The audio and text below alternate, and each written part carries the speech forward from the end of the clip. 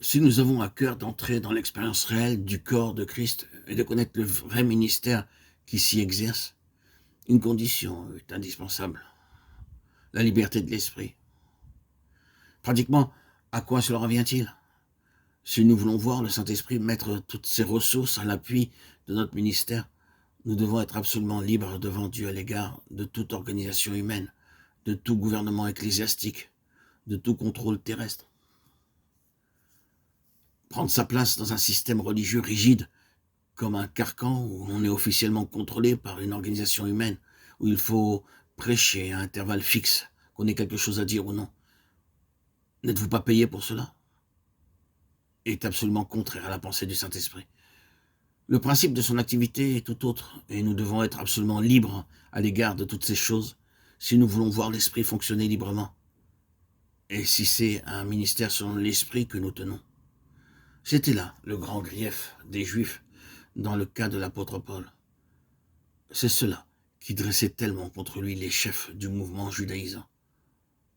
Paul parle de certains hommes qui sont furtivement introduits et glissés parmi nous pour épier notre liberté. À qui en voudrait-il? À Paul, parce qu'il avait rejeté loin de lui le joug de la loi et tout le système judaïque, et qu'il déployait maintenant son activité sur le plan universel du corps de Christ, prêchant tant aux Juifs qu'aux gentils et témoignant aux uns et aux autres une égale sollicitude en homme libre qu'il était. Christ l'avait affranchi.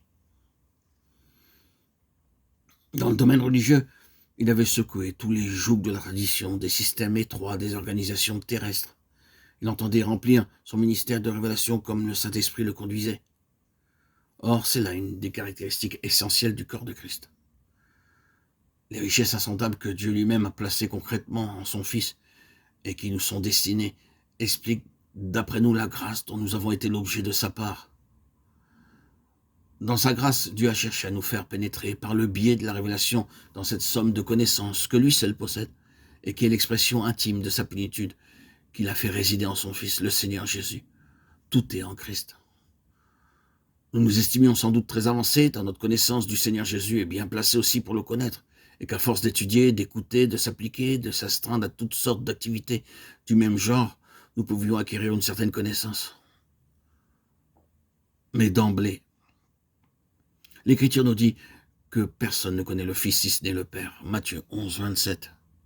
Tout ce que le Fils représente est contenu dans le Père, et lui seul détient cette connaissance. Une fois que nous aurons donc été mis devant le fait accompli et que nous en aurons tiré les conséquences, nous serons à même de comprendre que nous sommes en zone interdite, que l'accès nous est refusé et que nous ne sommes pas équipés pour cela. Nous n'avons rien en nous, aucune faculté nous permettant de pénétrer les mystères de cette sphère réservée à Christ. Quand nous aurons donc découvert cette vérité quelque peu bouleversante, à savoir que l'homme est totalement incapable de parvenir à cette connaissance par ses facultés naturelles, nous buterons sur cette autre réalité exprimée dans le verset suivant. Il a plu à Dieu de révéler en moi son Fils. Galates 1, 15, 16.